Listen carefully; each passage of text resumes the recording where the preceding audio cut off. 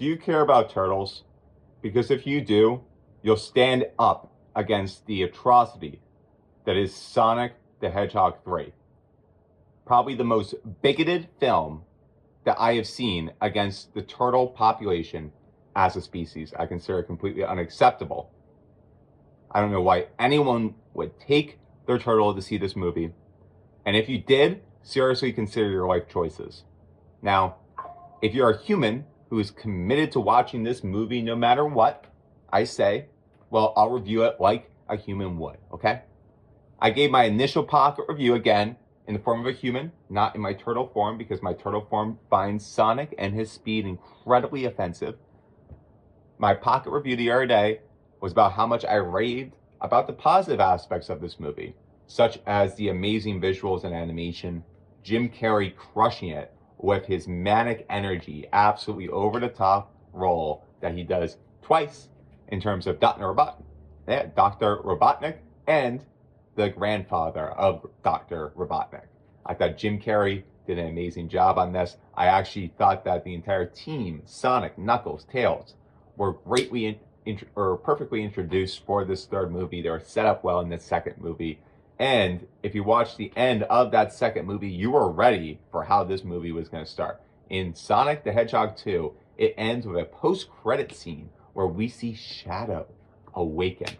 And that's where things get super interesting. So we kick off at a prison island in Tokyo Bay, and we see Shadow the Hedgehog, voiced by Keanu Reeves, breaking out of a 50-year stasis sort of cryo chamber type thing where he's kind of engulfed in this liquid that keeps him from aging but also keeps him unconscious. So he is able to break out of this facility, and Shadow's got a bone to pick with humanity, and he's got the absolute energy to back this up. So while Shadow is really focused on getting revenge, remember, we got our other hedgehog friend that the series is actually named after. Sonic is living his best life with his friends Tails and Knuckles. They're racing, they're having fun, they're not really worried about anything bad happening because they have the Master Emerald, right? They kept it safe. So what else bad could happen in the universe right now?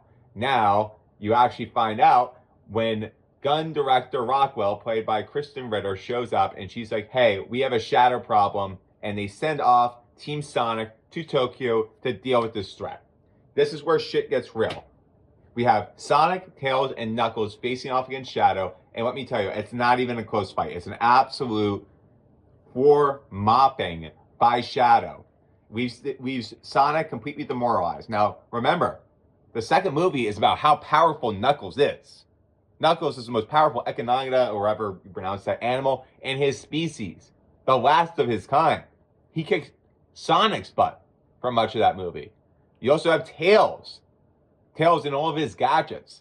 Shadow doesn't have these gadgets. And I think actually some elements of this, it's actually more impressive how much Shadow is able to kick their butt, considering that he just had this shell shock, to use a turtle analogy, experience, realizing it's been 50 years that he's been trapped by humanity, who previously he had been trying to help. 50 years. And he realizes that because he's in Tokyo now, in downtown Tokyo, and he sees these billboards with 2024. Imagine being in a less technological era and then stumbling out of being trapped in a mental prison of sorts and seeing 2024 and these bright neon billboards shining in your face. And then you have a being that looks just like you, another hedgehog, being sent by G.U.N. gun to apprehend you. Of course, in one sense, maybe it gives you the motivation to be angry and that revenge will fuel you. But I frankly think it shows more about Shadow's power in that he is able to manage all of this and still completely kick their butt. Now, this means that Team Sonic is going to have to readjust things and have to think in a more creative way if they are going to be able to defeat this new threat. So the team regroups at this kind of cafe type thing with Commander Walters. Now, poor Walters gets fatally wounded by an attack from drones, and Dr. Robotnik's drones appear to be the cause of this. Now, Commander Walter gives Sonic a little bit more info about Shadow's origins, but it's very, very early. It's very much not taking responsibility for why Shadow is so angry at us. Now, before we get into more in the movie, we find out that later on, it's because Shadow had a relationship with Dr. Robotnik's grandfather's essentially daughter, Maria, who dies in an accident. It's a terrible story in which he was besties with Maria. It goes horribly wrong. Maria dies, and Shadow's been nursing a grudge and grief ever since. This is a really heavy moment for a kids movie. Now, Robotnik did not send the actual drones at Shadow's team, at Sonic's team. And he is, in fact, depressed and overweight, barely a shadow, to use another pun, of himself. But Team Sonic, to be able to face down the menace of Shadow, realizes an alliance is possibly necessary. But things get even wilder when Robotnik's long-lost grandfather, Joe Robotnik, is actually alive and kicking, and he's the mastermind behind Shadow. Jim Carrey pulls double duty here, as we talked about in the Pocket Review, and plays both Robotniks, who are often both on the screen at the same time, making a comedic goldmine. In addition, we learn about this Eclipse Cannon, which is essentially a massive space laser that can blow up the gun facility at minimum, but possibly entire sections of the planet.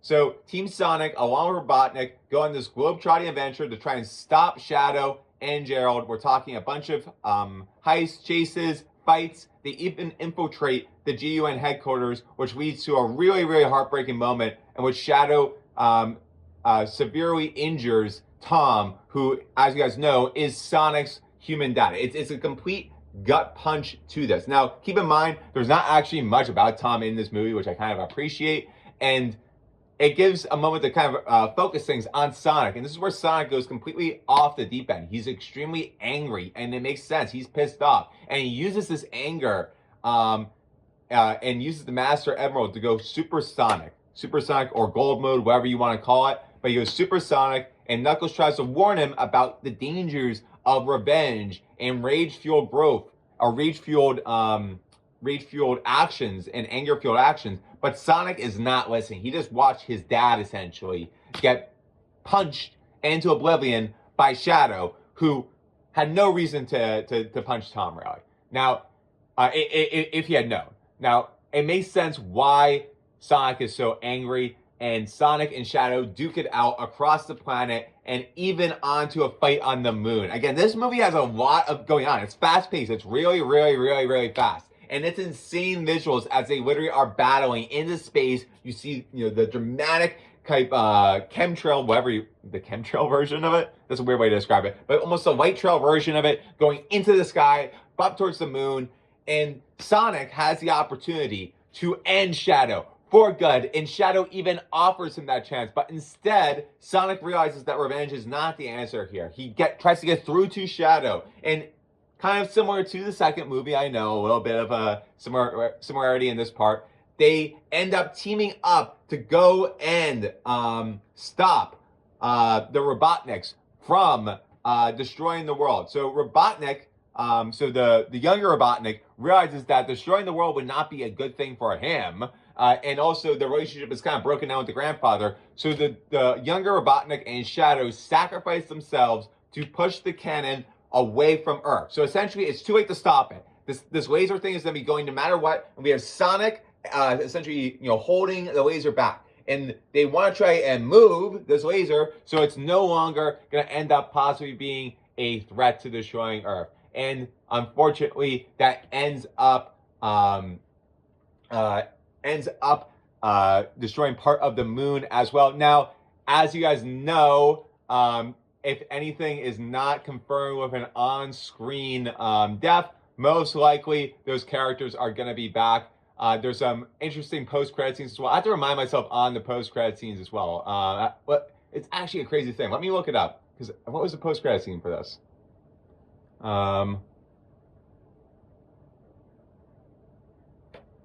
Got it.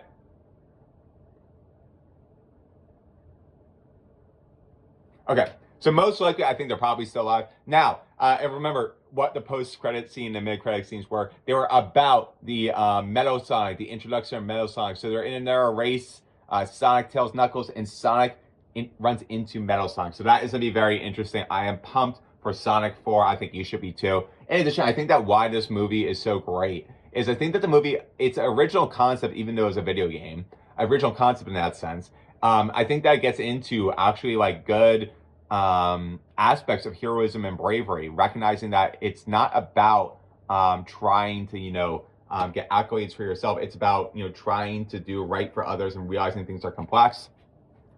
Issues like dealing with anger and the desire for revenge. That's something I have to think about. Like when people wrong you, what do you do? And sometimes that hate fuels you. It's kind of like in Furiosa, Mad Max Furiosa, where the Mentis would say that rage is the most powerful resource in the universe, and it can fuel you to do incredible things. That's true in some ways, but it can also fuel you to do something like Shadow was doing, which is to try and destroy the Earth, which in some ways was justifiable and understandable considering what was done to him and the awful things. But if you take a step back and you try to talk through it with other people, and you really assess everything that's going on and the people that might be manipulating you, you realize that you're being used as a pawn to create even more hate in the universe, which is probably not what you end up wanting. In addition, I think that this film, once again, similar to Sonic 2, reinforces that you can fix things. You can have second chances. You can overcome grief and pain. You can make new friends. I think that these are all things that, are messages in movies that aren't always communicated super well. I think that they're often communicated at a very surface level. And I think something that Sonic 3 managed to do here very well is that we've been kind of following Sonic, his family, and now Knuckles and Tails for at least 2 movies, and overall for 3 movies. All 3 movies have been at least delightful in most people's experiences, and there's super fans for this. I think that, this is a series that I think, it handles complex themes of death, grief, pain, but it makes you realize that you should try to be like Sonic. You don't have to be this vain social media star or YouTuber making a video about Sonic 3 like I am right now for attention. You don't. You can be, someone that just tries to do the right thing, and if you're doing that, you'll end up finding your tribe over time. In addition, you'll be able to create opportunities for your friends, whatnot, Tails, Knuckles, to improve themselves too. And even when people attack the people that you love, like when Tom is nearly essentially killed by Shadow's punch, what caused Shadow to do that? Now, I'm not saying you should justify crime, but Shadow's a complex character. And also, Shadow didn't actually mean to hit him. Tom was disguised, actually, with a face changer, a shapeshifter type technology of sorts, to be disguised as someone that worked at G.U.N. So, it was too late by the time Shadow actually was about to land the punch that he didn't even know it was this random guy. But from Sonic's perspective, this is Tom. Tom, the most important person in his world. It'd be like if someone tried to mess with Misha, and Misha the turtle was like, wait, where's human Misha? And someone found out, and Turtle Misha was like, wait, you punched Misha human? And then Turtle Misha would be enraged, right? That's essentially what ended up happening here. But Sonic is able to hold himself back. This is an important moment. Sonic's not perfect. He actually knows that. And if you watch like the second movie, it's about him growing up essentially as someone that wants to be a hero, but still is making mistakes. Sonic's not perfect. He actually submits to the need and desire for revenge in some ways and lets that power fuel him. It's kind of like embracing parts of the dark side to kind of compare this to Star Wars. And that's actually something I think is important even. I'm talking about how these themes are complex because they are. It's like, I don't think things are purely dark side and light side, good and evil. I think that there's actually some value and some importance to tapping in to that dark side of you, into that vengeful side, into that hate. Because even if you're not going to hurt others, being able to understand it helps you make better decisions, and it can also help you process other things as well. So I'm a huge fan of Sonic. I think Sonic is one of the best heroes in today's world because he doesn't want to necessarily be a hero because he wants to see Sonic necessarily as Blue Justice, as he would say in the second movie, even though he perfectly embraces that bit and would be a great representative for a face figure of a superhero movement. He does it because he does genuinely care.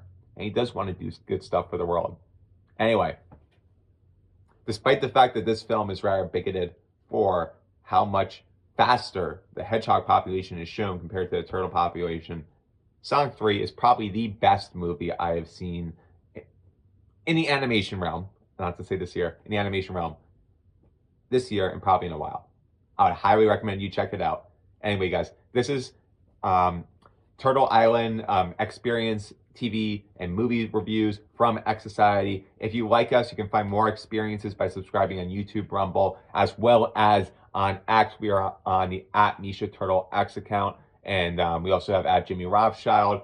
We have a bunch of accounts. We make a bunch of cultural commentary and all of that. So make sure to check us out. We have a lot of really amazing streams coming and some really interactive social audio experiences. Anyway, though, we're going to end this Sonic 3 review here. Later, y'all.